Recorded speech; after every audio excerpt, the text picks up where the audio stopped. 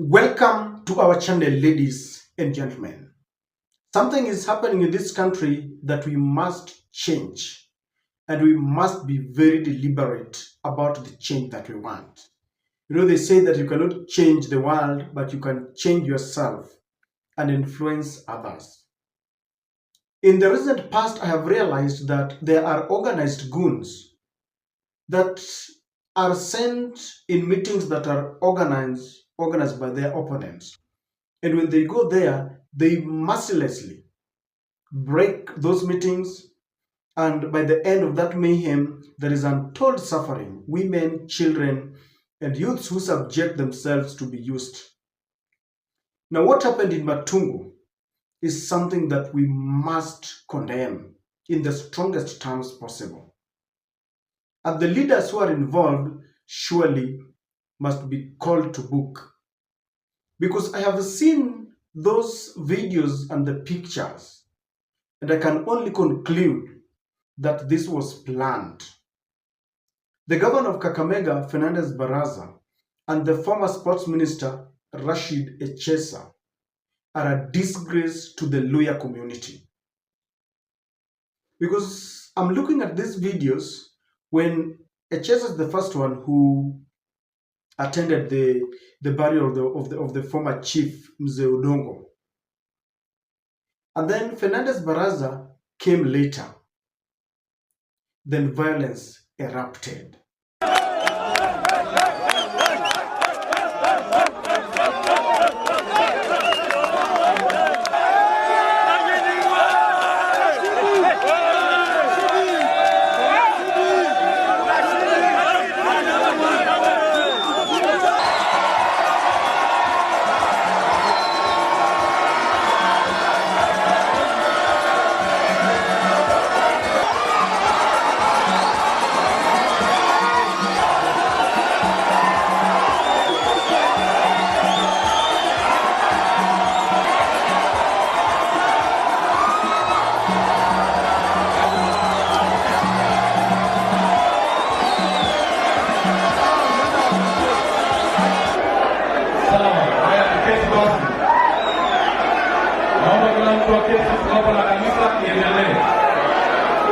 Asanteni sana na Mungu awabariki.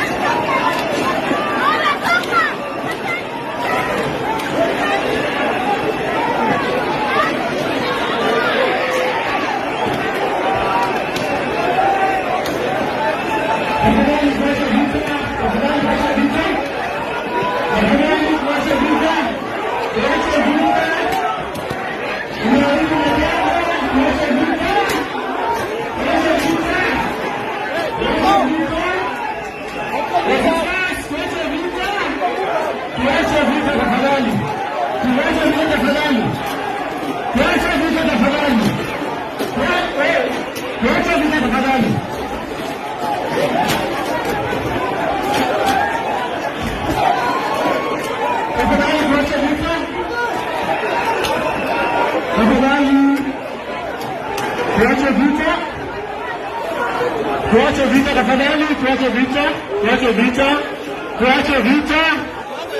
vita tafadhali, naeleza, tuache vita.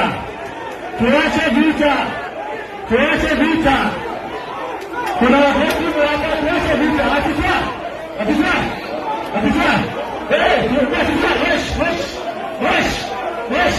tuache vita, tafadhali,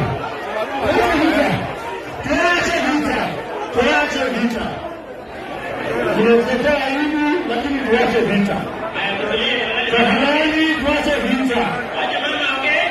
Tuache vita. Tafadhali. Sisi tunaendelea na mada. Wale waliokuja kwa mambo yao, wataendelea kwa mchezo.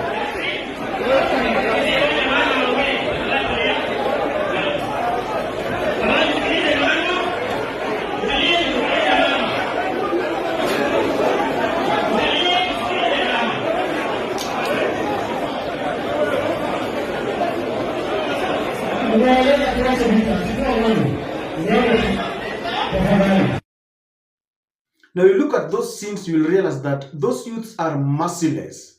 And I think these are the youth that are under the influence of drug, leave alone the youths in Isiolo that Ruto were trying to allege that had been intoxicated by some imaginary people are selling drugs. If there are people who I believe were intoxicated, these are the people. How can you throw chairs, haphazardly, aimlessly at your fellow youths? You look at the average age of those who are fighting there. Most of them are youths. Now, what makes me even mad is the fact that both of them are now playing innocence. This is what Fernandez Baraza said after that incident. Matungu hey! Matungu fire! Leo nimekuja hapa na niko na ujumbe kwa Rashid Echesa. Wewe Rashid, hiyo ujinga peleka Mumias West.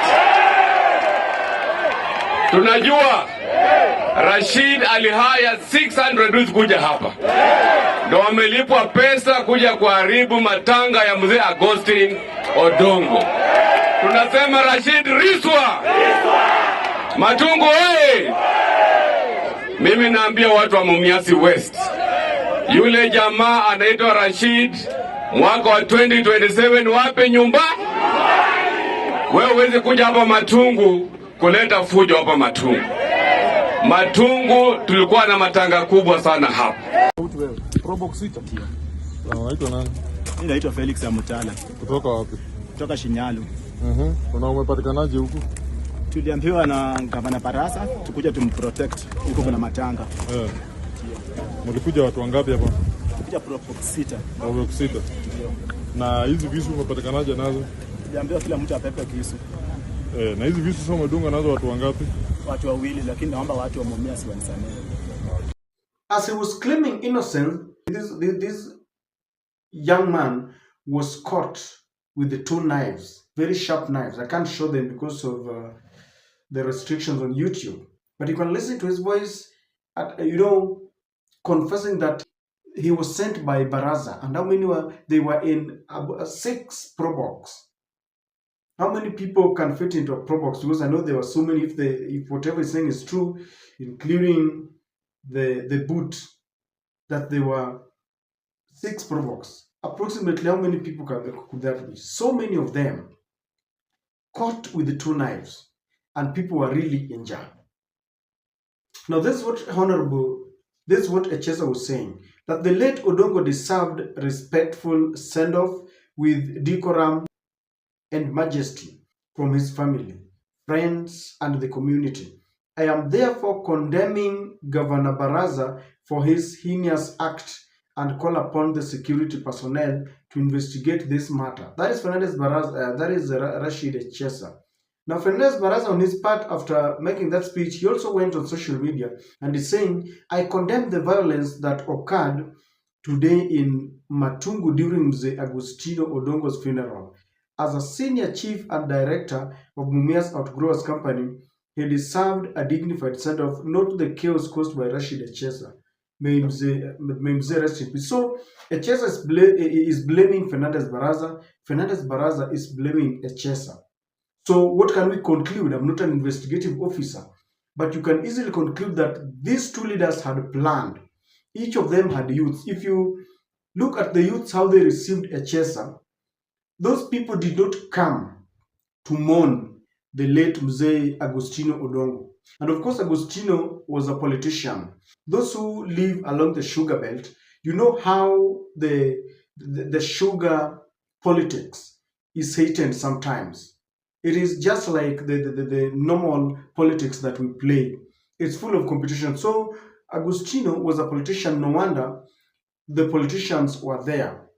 So by the time they are blaming each other, this does not help because, first of all, property of an unknown amount was really destroyed. I believe that those are chairs that most probably belong to some women group. I've seen that in the rural areas where women would come, chama zao, then they collect money and they undertake what we may call event management. They have tents, they have chairs, or just some groups that come up together. Now, when you break chairs like that, that is vandalism. You don't care. You are destroying property. Number two, that funeral was full of women because Mzee was a respected man from what I hear, from what I understand, a former chief, a former chairman of Mumias Outgrowers Company. So very many people are there, including youths.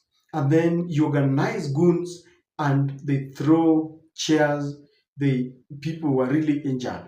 And I can assure you that if this is not checked, we are headed to 2027 and it is going to be worse. Just the other day, you saw how Mainanjenga led his boys and they disrupted a meeting that was being presided over by the former second lady, the wife to Rigathi Gachagua. And after a little condemnation, we want to sugarcoat things and things will just go like that. Even in that saga, the government side and Rigathi side were blaming each other. I remember Rigathi, those who support Rigathi were saying that this was Mungiki that went there to disrupt and cause fear so that people don't attend Rigathi's events. But the Ruto side, those who support Ruto and the government were saying that these are things that are stage managed so that Rigathi can gain sympathy. So it's always blame game after the other, yet property has been destroyed, people have been killed. Like that, you've seen that video, that young man who was caught with those two knives, giving a confession. He was hit at the head and he was bleeding. Now those who know it is very dangerous when someone is bleeding like that. And even after such group of people have been found out that they were responsible for such chaos, nothing happened to them. We do not have strong policies, even to ban someone who has become violent, someone who is sponsoring goons, even during election campaigns. They are still allowed to contest, and that is the reason why we encourage such things. And I would really want to plead with youth. When you sponsor goons, like what happened in Matungu today, you realize that Fernandez did not have his children. His children were not there, neither the children of Echesa. They are using very vulnerable youths, but they cannot allow their children even to be there, leave alone sponsoring violence. They cannot allow their children even to attend such funerals, knowing very well that they have sponsored goons. And that's why I'm saying that these two leaders and any other leaders who sponsor goons are a disgrace to their communities, are a disgrace even to the Kenya of today. Because I've realized that we have encouraged violence to be part and parcel of politics. That was a funeral. A family is mourning the death of their loved one. Mzee was a husband. I believe he was a father. I believe at that age maybe he was a grandfather. He was a tree that was covering many. And then you go there, you cause chaos to people who are mourning. People are very heartless. These leaders are very heartless. And the youths must not allow themselves to be used anymore. This is a song we continue to sing. That youths must resist all these politicians who are giving them small token to go and cause chaos. I'm sure if you scrutinize and you search, you'll realize that maybe they were given even 200 shillings or 300 or 500 maximum. Let's even say that you were given 1,000 shillings. You risk your life and even risk the lives of others. That young man was saying that he used those 2 knives on 2 people. You do not know whether the extent of the damage. And this is why I'm saying that if this is not checked as we head to 2027, we are brooding chaos and politicians love it from the highest level to the lowest level. And there is nothing that we can do with the politicians because there are no laws and policies even to prosecute them. to ban them from contesting. So that I'm saying we must be deliberate as electorates to ensure that we don't give them an opportunity to misuse us. When you know very well that you are being organized and you are given money and you are told you carry weapons to go and fight, really. And politicians must now change. There must be a very deliberate paradigm shift so that we tell them we want issue-based politics, not politics based on violence, so that it is the highest bidder, because goons are there for hire.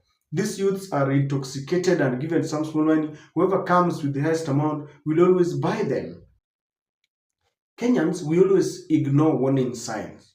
If you see what is happening, that is happening in a funeral.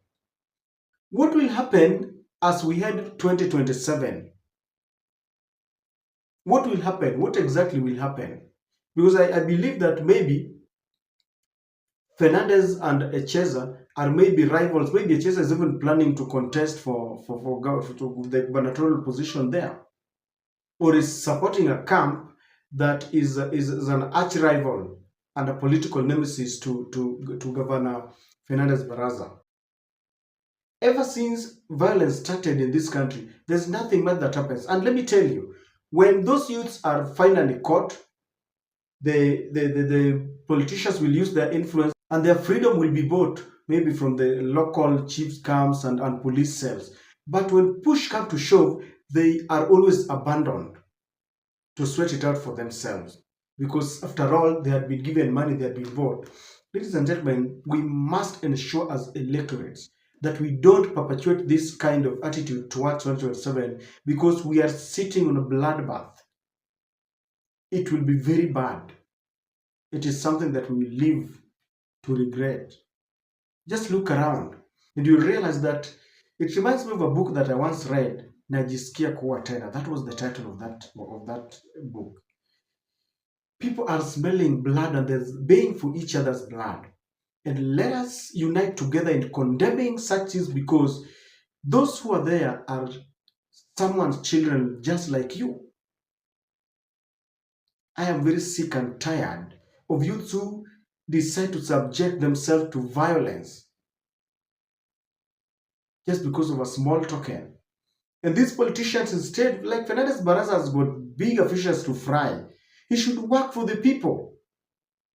He has been given that golden chance to represent the county of Kakamega, instead of engaging in violent activities, because that young man is saying that they were told to protect Governor Baraza. I don't know what you think, but if there is something that we cannot entertain,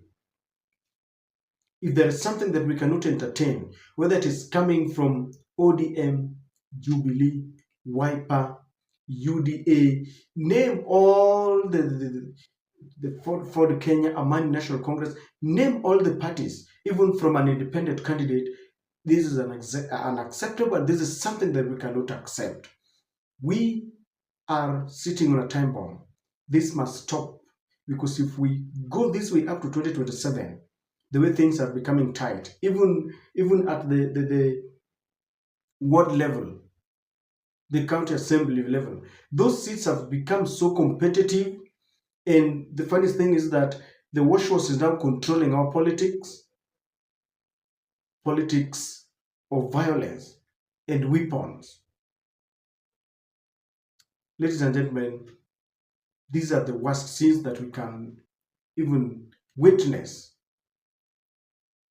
And I repeat, Echesa and Fernandez Baraza are a disgrace. They should even apologize to the people of Mumias or the people of Matungo. I don't know what to think, but let us condemn and advise our youths to be cautious, not to allow politicians to misuse them. We've seen this in Central, we've seen this now in Kakamega. Anytime there are political rivals, you realize that they are not issue-based, but who can pay the highest amount of money to goons and youths. targeting people's sons and daughters, yet they have their children. Why can't they let their children to fight?